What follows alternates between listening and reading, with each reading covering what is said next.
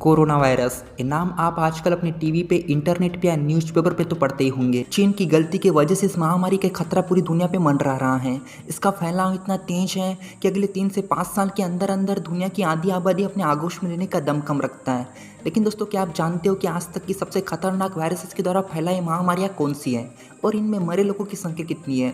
आज आपको इस वीडियो में पता ही चल जाएगा। साथ ही साथ आपको ये भी पता चलेगा कि चीन इसके पहले भी कई सारी खतरनाक वायरसेस दुनिया को दे चुका है। Let's begin.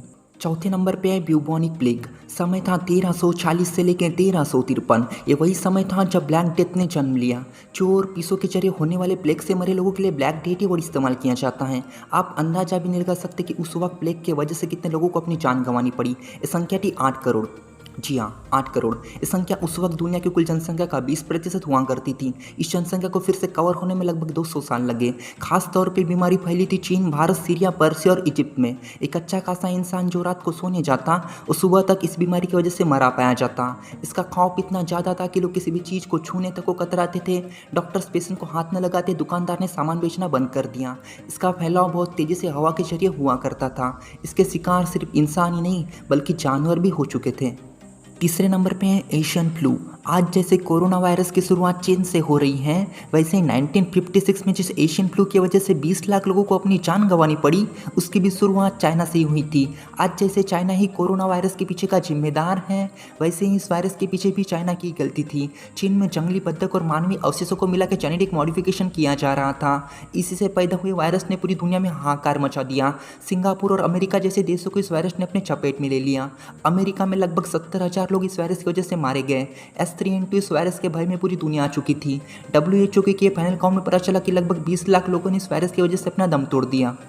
दूसरे नंबर पे द 1968 हांगकांग फ्लू पैंडेमिक। इस महामारी की भी शुरुआत चीन से ही हुई। साल 1968 में हांगकांग से लेकर ये बीमारी पूरी दुनिया में फैल गई। हवा से फैलने वाले H2N2 इस वायरस ने साल 1956 में इस महामारी को फैलाया था, लेकिन उस वक्त इस पर वैक्सीन बनाकर इस पर काबू पा लिया गया। लेकिन महज 10 साल में इस वायरस ने खुद को इवॉल्व करके अपना सब टाइप बना लिया, जिसको नाम दिया गया S3N2 वायरस। इस बार एक नए वायरस ने जन्म लिया। इस वायरस से लड़ने की इम्यूनिटी इंसानी शरीर में नहीं थी, क्योंकि इसका सरफेस प्रोटीन इंसानी शरीर के लिए काफ़ी नहीं था। यही वजह थी कि दिन ब दिन लोगों की मौत की संख्या बढ़ती चली गई। 3 साल में जब तक इस वायरस के ऊपर काबू पाया जाता, तब तक 10 लाख लोगों ने इस वायरस की वजह से अपना दम तोड़ दिया। अब बात करूंगा दोस्तों उस वायरस के बारे में जिसके लिए आप ये वीडियो देख रहे हो, कोरोना वायरस। मुझे नहीं लगता कि इस वायरस को किसी भी इंट्रोडक्शन की ज़रूरत है, क्योंकि लाखों मौतें और करोड़ों स्टूडेंट्स की ज़िंदगी बर्बाद कर चुका है ये वायरस। फिर भी चीन के वुहान सिटी से जन्मे इस वायरस ने पूरी दुनिया में हाहाकार मचा दिया। कंपाउंडिंग की स्पीड से चल रहा है वायरस अब तक 30 लाख लोगों को मौत की नींद सुला चुका है।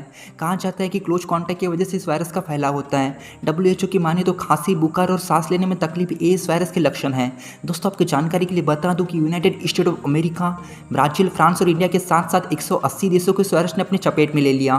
प्रॉपर वैक्सीनेशन न होना और लोगों की लापरवाही, यही 2 रीजन है जिसके चलते दिन ब दिन लोगों की मौत की संख्या बढ़ती चली जा रही है। हमारे भारत देश के साथ साथ और कई देशों में इस वायरस की वजह से मातम छाया है।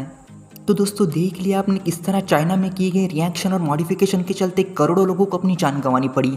इन महामारियों के साथ साथ सार्स और बर्ड फ्लू कुछ ऐसे महामारियां हैं जिनकी शुरुआत भी चाइना से ही हुई थी। बेशक आप, मैं और इस दुनिया में मौजूद हर एक इंसान यही चाहेगा कि इतने दिनों से जो कोरोना का कहर हम लोगों के सर पे मंडरा रहा है किसी तरह से चला जाए। लेकिन ये कहना भी गलत नहीं होगा दोस्तों कि हम गवर्नमेंट के बनाए हुए rules and regulations proper follow करते ही नहीं हैं, क्योंकि आपके जानकारी के लिए बता दूं कि न्यूजीलैंड, टैंजानिया, फिजी और वेटिकन सिटी कुछ ऐसे देश हैं जिन्होंने कंप्लीट लॉकडाउन और प्रॉपर वैक्सीनेशन के चलते अपने देश को कोरोना फ्री देश करार दिया है। लेकिन बड़े निराशाजनक सिचुएशन के साथ कहना पड़ेगा दोस्तों कि हमारा भारत देश कोरोना से मरे लोगों के लिस्ट में 2 लाख का आंकड़ा पार कर चुका है। बस उम्मीद है दोस्तों कि आप रूल्स एंड रेगुलेशन के साथ साथ अपना और अपने परिवार का ख्याल रखेंगे और इस क्रिटिकल सिचुएशन में हो सके तो अपने फ्रेंड्स और रिलेटिव्स की हेल्प करेंगे और हमारे भारत देश को कोरोना मुक्त होने में 100% कॉन्ट्रीब्यूशन देंगे।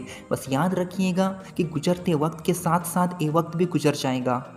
दोस्तों, आज के लिए बस इतना ही। आशा करता हूँ कि आपको ये वीडियो पसंद आया होगा। अगर वीडियो पसंद आया हो तो उसे लाइक और कमेंट कर लेना। चैनल पर नए हो तो सब्सक्राइब कर लेना। फिर मिलूंगा दोस्तों ऐसे ही एक इंटरेस्टिंग वीडियो के साथ में। तब तक के लिए नमस्कार।